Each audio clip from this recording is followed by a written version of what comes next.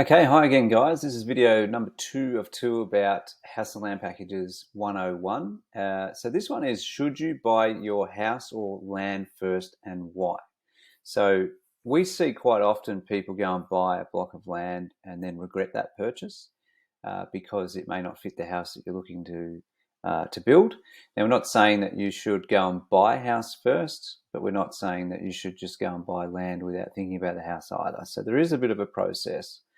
So the short answer, don't buy either until both are sorted out and kept within your overall budget. Okay, and the reason is you're very likely to swap between the house size and the block size to narrow down your options. Okay, so back to the perception versus reality video we had earlier. When you go through this process, you may want a big block and a big house, and you might find that your budget doesn't accommodate that. And if that's the case, then you will need to sacrifice a little bit on one of them. Okay, so to help explain that, we generally split it out. So we've got house and we've got land. So the first step we would suggest is start looking at house designs that work for you, getting an understanding and an idea of how much they may cost to build.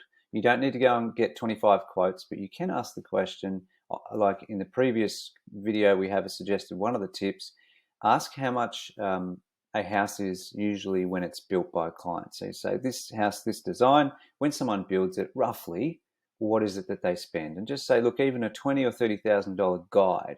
So is it 250 or is it 300 or is it 350, etc. Okay, so that's the first step. And then what you want to do at the same time is you want to start looking and learning from salespeople in displays and people like us. You want to get an understanding of what's available. And there's some websites you can use like openlot.com.au, I think it is. It shows you all the estates. So you can start looking, because you know what area you want to build in, start looking at those areas and start seeing what those estates are and start getting some pricing indications, okay? So one thing I didn't mention, when you talk about the house, you start learning what size block you need to look for to fit that house on there. So as the arrow indicates down here, I don't know if you can see that at the bottom there, you generally start with 1, then 2, which is the land, and then come back to 1 and revisit the house. So now you've got an idea of the house, you've got an idea of the land, put them together, and if you're over budget, you're going to have to come back to revisiting the house. And even if you're within budget, you can revisit the house and the house quote and get down a little bit deeper.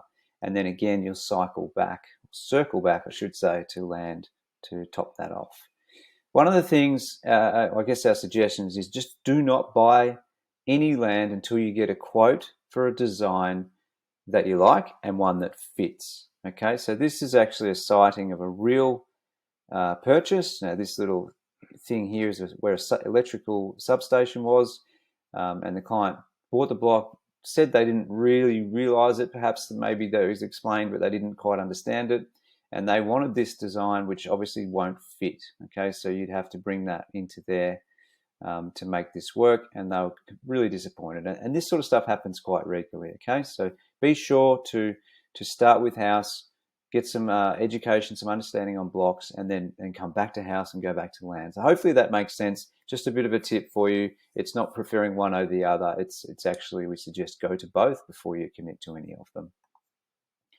Putting a house and land package together, like I said, if your budget's a little bit too, I guess, if the price is too high, we find quite often that you have to sacrifice one or the other.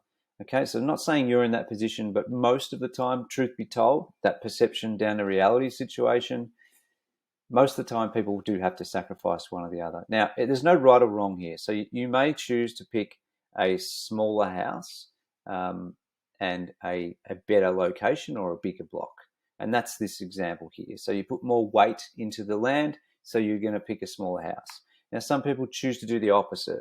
They'll say, no, the house is more important. So what I'll do is we will spend more on the house and get the size of home we want, but we're going to choose to move 1 or 2 suburbs further down the highway or further down the track to that has a decreased or reduced land price. Okay, so there's no right or wrong, but essentially just warning you or preparing you for that decision. Handy tip, when you provide your budget to a sales consultant, the truth is there is no point you undercutting it, and that's what most people think that they should do, because the truth is when when you tell someone your budget is less than it really is, they go and try and find you packages based on that budget. And then they're probably going to provide you with something that you didn't want in the first place. If you had given them the proper budget, they may be able to find you something that fits within it and exactly what you want or close to what you want. But if you've undercut it, you're probably not going to see it. You may potentially miss out on seeing a good package in the first place. So here's our suggestion in bold here. Actually, we suggest you provide two budgets. So here's my minimum and here's my maximum. So a preferred and a maximum. And then the consultant will do their best to find something in the middle. And there's a bit more on this later, but a consultant has no interest in pushing you to your maximum. If they can find a package within budget, if your budget here is for easy numbers, is 100,000 to 150,000, and they can find you a package for 124,000, they will. If it includes everything you need, they will do that. They're not going to add, another $30,000 just for the sake of it. Okay, so please do that. Preferred budget, maximum budget. Get the consultant to find a solution for you. That's our tip. See you in the next video.